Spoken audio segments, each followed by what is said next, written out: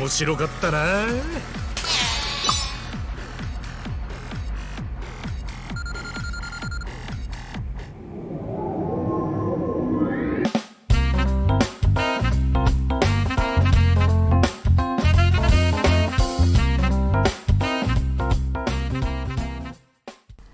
Hello and welcome to today's video. We are going to be talking about the Yakuza series today, and that is because Yakuza Like a Dragon has just released and it is excellent. I have a full review up at digitallydownloaded.net, so you can check that out if you're interested in it. But rather than talk specifically about that game, I wanted to instead talk about the Yakuza series as a whole and the cinematic influences on it. It's a topic that is of great interest to me, and it's something that I feel like is perhaps not talked about so often with relation to this series. Because I do think a lot of people wonder where the Yakuza series comes from, and it is easy to understand why. Yakuza films have been a staple of the Japanese film industry for decades, but we don't actually get that many of them localized into English, and if we do, they don't tend to be distributed very extensively. You might get to watch them at a film festival, or possibly on a plane when you take a trip to Japan, but you don't often get to see Yakuza films in cinema or on DVD or even on iTunes or Netflix in the West. And so, as a result of that, the Yakuza games do feel a little bit like they're a homage to something that people aren't generally familiar with. It's just as well that they're loaded with excellent humor and played particularly well, so people can still relate to them, and that's why they've become so enduringly popular in the West. But the core influence and the relationship between the game and what it is in homage to tends to be lost on people a little bit, I think. So I wanted to use this video to explore that while sharing some footage of Like a Dragon for your viewing pleasure.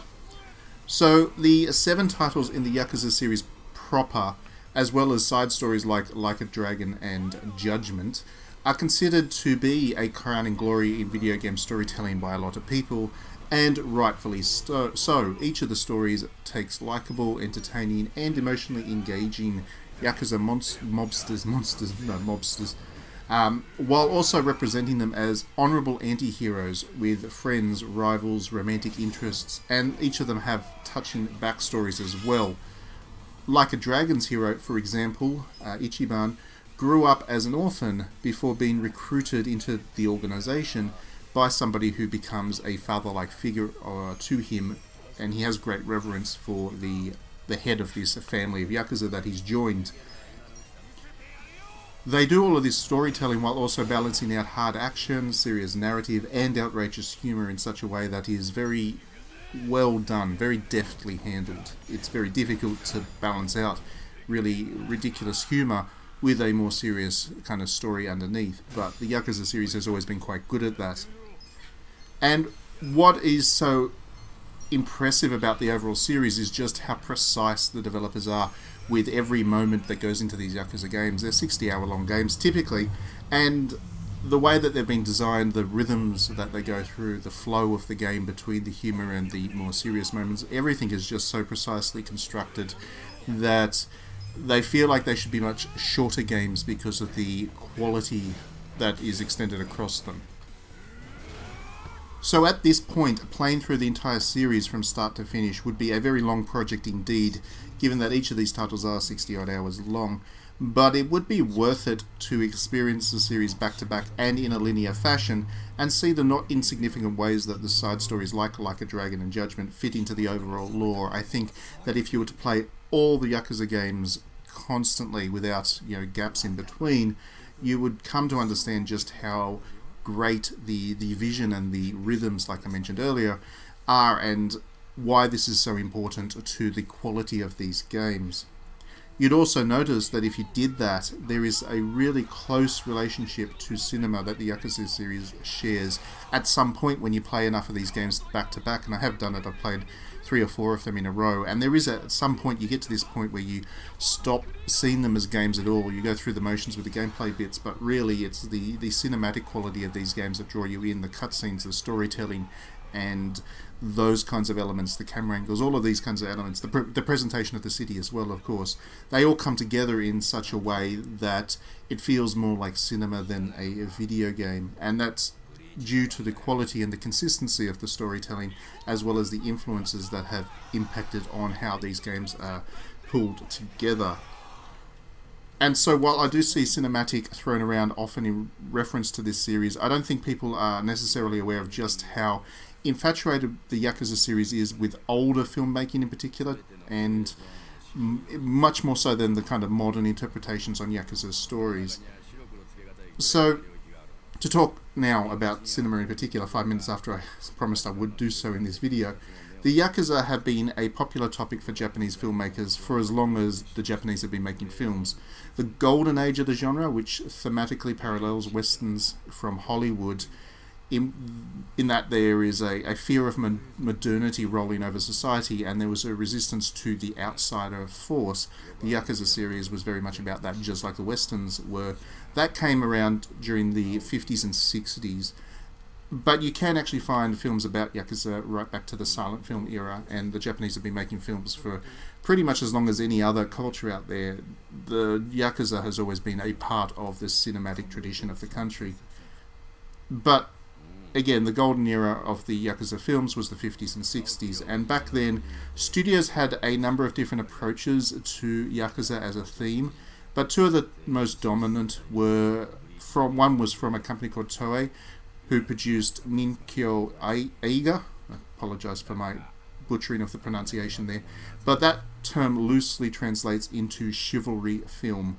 Those were probably the closest parallel to the Hollywood Western in itself, in that, again, the Yakuza were quite traditional, and they were the embodiment of the samurai sense of humour.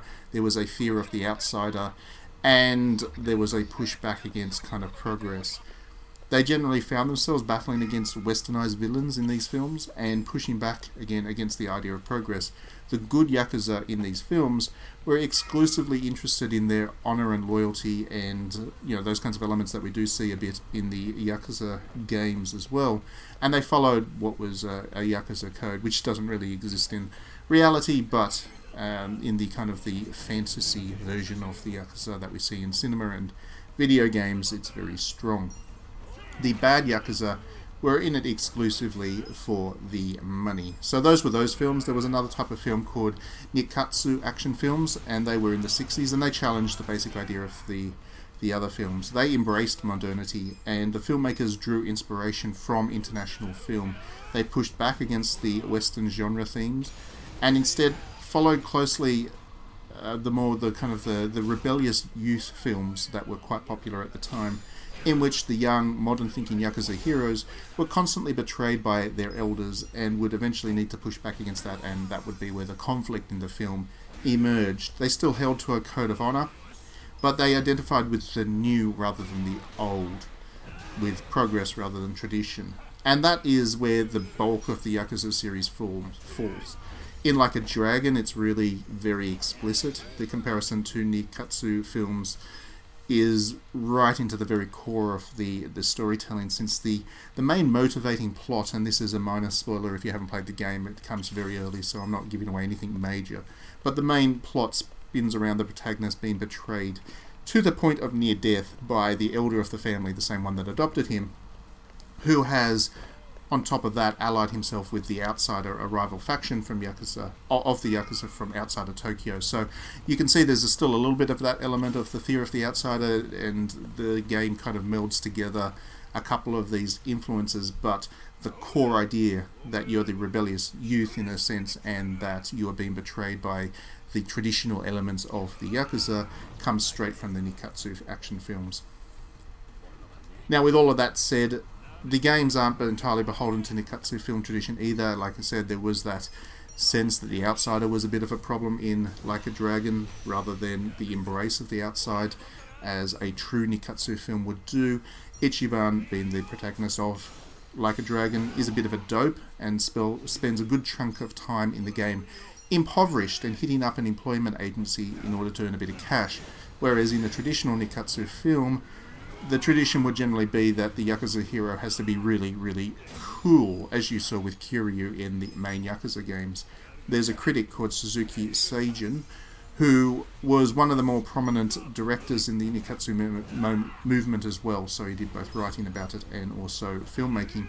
And he once said that a hero has to look stylish in his films, because if he dresses like a bum, he's not a hero anymore. And the Like a Dragon narrative does seem to challenge that a little bit. So while these games are taking elements wherever it kind of suits them from these old Yakuza film traditions, they're not entirely beholden to them. That, you could probably say, is perhaps the greatest way to approach homage, where you show respect for the traditions and you show that you have that knowledge of the traditions that created these films, but at the same time you are creating your own thing and pushing the storytelling traditions of these films forwards.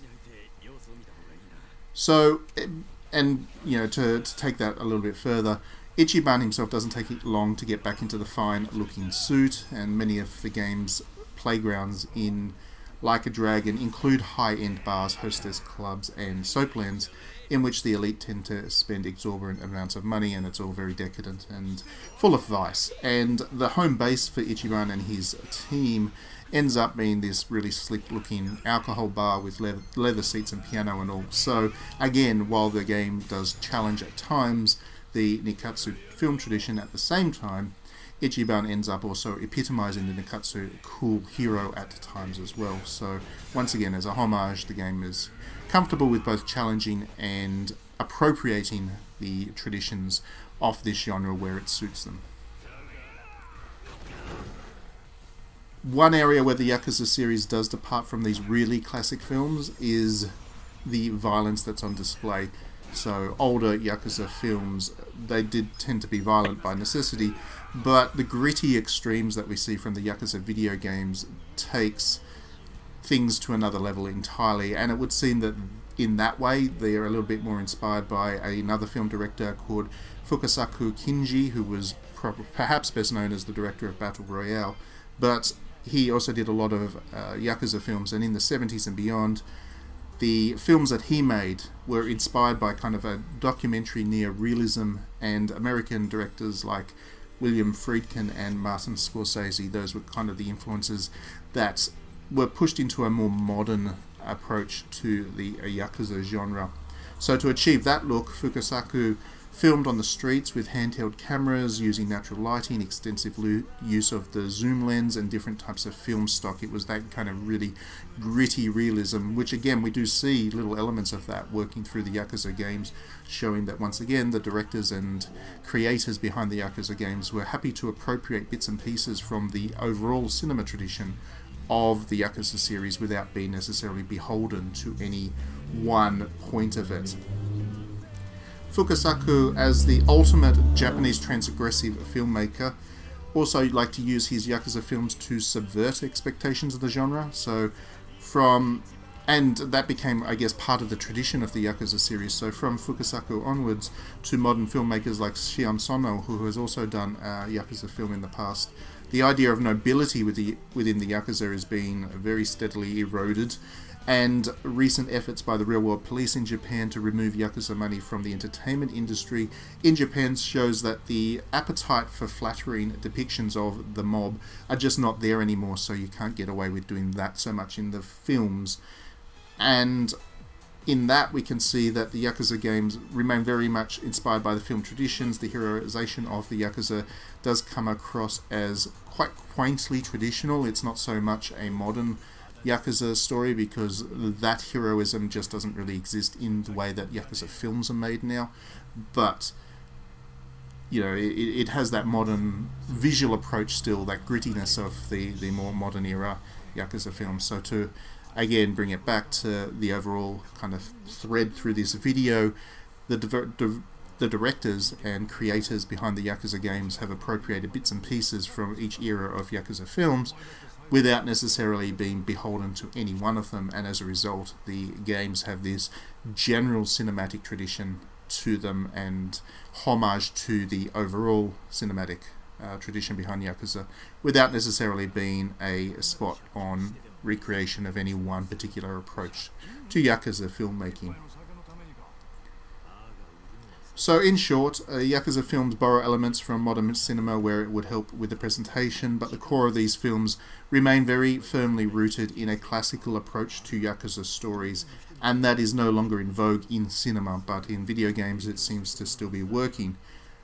Through all of that, the games remain very cinematic in scope and presentation and design, and very much so a homage to cinema. You know, there are all kinds of different ways that you can do video games. You can make them very game-like. You can aim to make them very big budget in a blockbuster video game sense. There is a lot of the kind of AAA open world games, for example, that I would say are not necessarily cinematic in quality because they're more video game-like in presentation. But the Yakuza series very much is about being that kind of cinematic approach to storytelling, which is, it's nice. I'm a big fan of this particular approach to storytelling in video games. I really enjoy it. I find it very engaging. I love the Yakuza series because of the cinematic qualities of them. There is a question, I guess, which we can ask about why a video game that pushes so many boundaries in terms of its presentation and design, it pulls real-world actors into performances at a level well beyond what most other games do, and has such a progressive approach to open world design, why the Yakuza series, through all of that, would allow itself to become so beholden to such a classical approach to storytelling as in the older Yakuza series, where a lot of the themes in these games comes from. And I would argue that that's a bit of nostalgia speaking. A common thread running through the entire Yakuza series is a wariness with how things are done.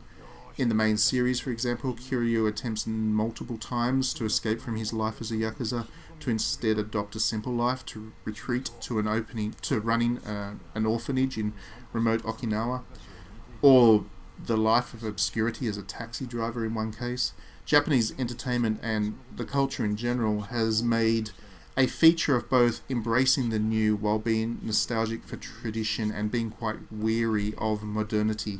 And that's how we've ended up with this brilliant series straddling the line between embracing the vibrancy and energy of modern Japanese cities and cinematic design, while under the surface wishing that the stories that were being told were more in tune thematically with what we saw in the 50s, 60s and 70s.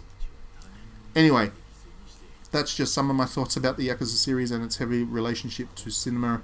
It's a little bit up and down. There's a lot to talk about here, and there's a very significant juxtaposition and contrast between how the series is a homage to traditional Yakuza filmmaking stories and how it also challenges and subverts them at times as well. That appropriation versus recreation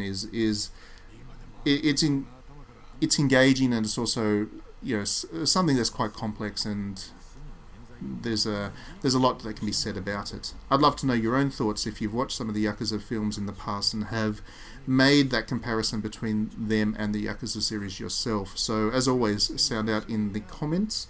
Otherwise, please do mash that like and subscribe button so you'll get all my videos as I publish them, and please consider dropping me some support on Patreon. So for even $1 a month, it will go a long way to helping me to continue to build out what I'm doing with this channel and finding new and interesting topics to talk about.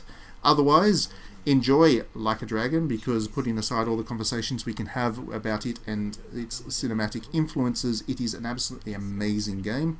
and we will see you at the next video.